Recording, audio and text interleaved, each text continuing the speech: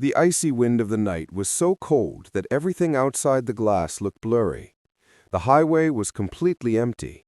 There were no cars in sight, no lights, only darkness that seeped into the bones. And in the midst of this darkness stood a mansion-like lodge, so heavy with an unexplainable presence that just looking at it made one feel uneasy. The windows of the lodge flickered in the shadows, as if someone inside was watching. This was the place from which no guest had ever returned. Yet this time, 53 people were heading toward it. A company trip, a celebration, a festival of death, though none of them had any idea. The company owner was a wealthy businessman named Edward Mason, 54 years old, tall, clean-shaven, always in a gray suit. Every year he celebrated the company's annual profits, and this year his IT firm had made such a huge profit that Edward decided to take all his employees out of the city for a grand trip. He kept saying that they had all won this year together. The truth was that Edward's life had a lot of hidden pain, and this celebration had become his escape. The company had a total of 50 employees. I will give all their names now, because soon they would be turning into blood on the lodge's corridors. Employees list: 1. Aaron Blake. 2. Emma Collins. 3. Noah Carter. 4. Olivia Brooks. 5. Mason Reed. 6. Ava Turner. 7. Liam Walker. 8. Sophia Mitchell. 9. Jacob Hayes. 10. Mia Rogers. 11. Ethan Bennett. 12. Harper Scott. 13. Daniel Wright. 14. Chloe Adams. 15. Samuel Ortiz. 16. Lily Cooper. 17. Benjamin Price. 18. Ella Ward. 19. Matthew Cruz. 20. Grace Hughes. 21. Lucas Bryant. 22. Natalie Foster. 23. Henry Gray. 24. Victoria Lane. 25. Andrew Miles. 26. Charlotte Pierce. 27. Ryan Stone. 28. Zoe Simmons. 29. Jason Cole. 30. Riley Shaw. 31. Adam Ross. 32. Bella Harper. 33. Jonathan Lee. 34. Aria Jenkins. 35. Patrick Hale.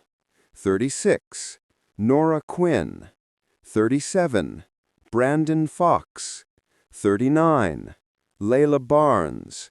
40. Scarlett Lowe. 41. Owen Walsh. 42. Madison King. 43.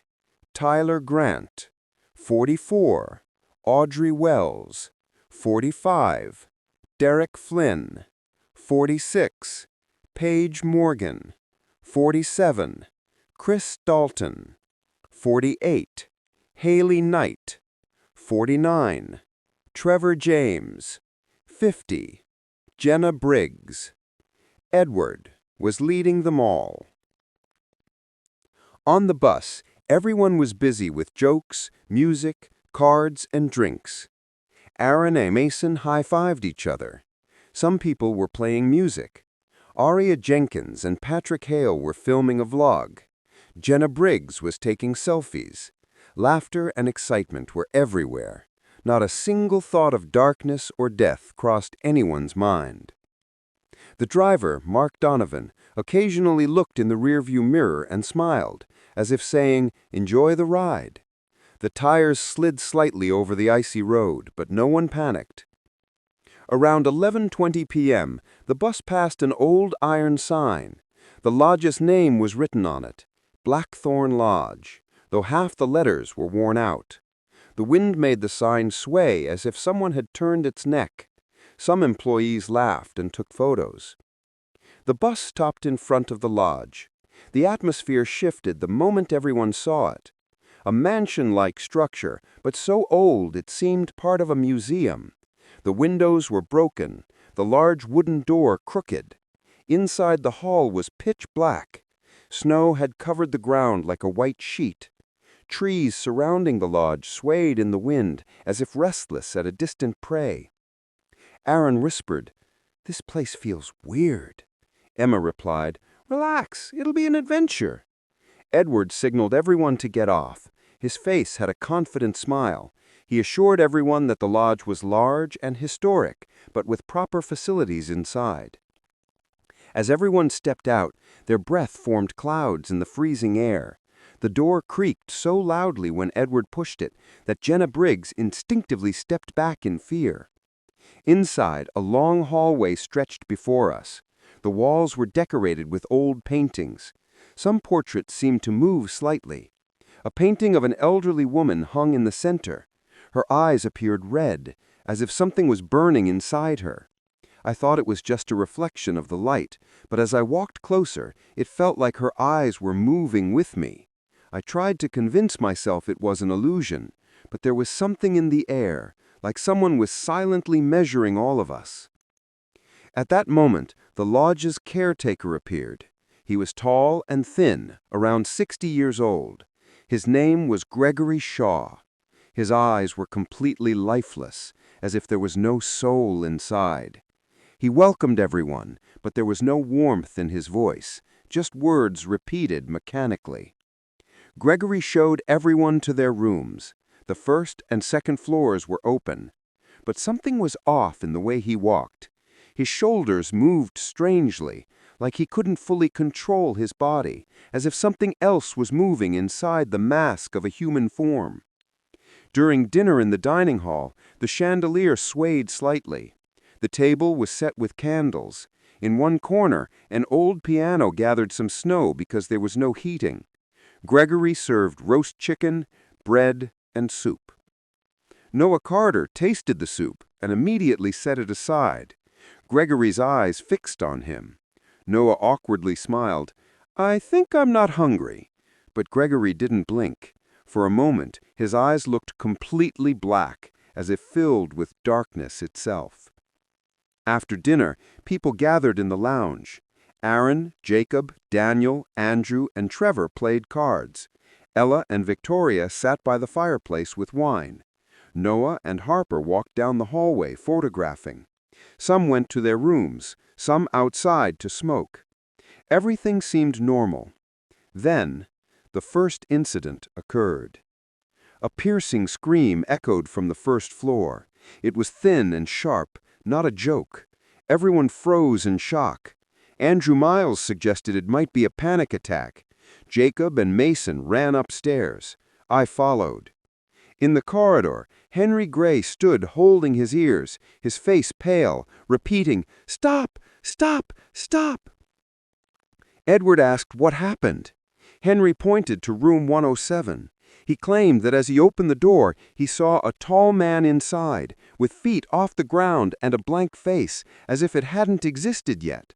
The man slowly turned toward the ceiling and dissolved into the air like smoke. Many laughed, calling it imagination, but Edward assured everyone they were just tired. But Henry's eyes told the truth. The night deepened, and the lodge had made its first selection. The hallway of the lodge had become even more terrifying.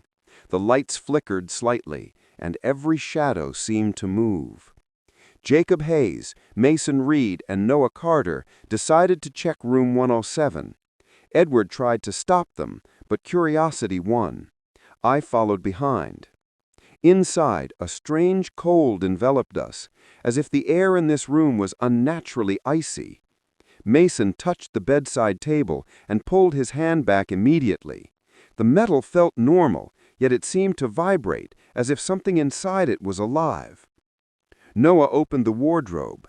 Nothing was inside, but the walls were scratched, and the floor showed long human-like silhouette imprints, too large for a normal person. A sudden movement appeared in the corner. Jacob shone his flashlight, and the shadow vanished. The temperature dropped further. Mason whispered, "Let's go back to the lounge." Henry Gray was missing in the corridor. Edward called out.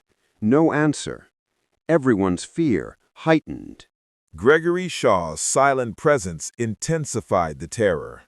The lounge became the temporary refuge. Shadows lurked in the corners, and a faint membrane hung from the ceiling, moving as if alive. Suddenly, Scarlet Lowe was grabbed by a shadow outside. She vanished instantly. Everyone panicked. Edward ordered them to stay together. This was the first proof that the lodge was alive, feeding off fear, selecting its prey. Brandon Fox and Henry Gray were already gone. The night was far from over. The lodge's atmosphere was unbearable. Every wall and corridor seemed to pulse, as if the lodge itself was breathing. Shadows moved unnaturally fast. Fireplaces flickered, chandeliers swayed, and the faint echoes of Henry and Brandon's screams haunted everyone. Edward tried to organize the group.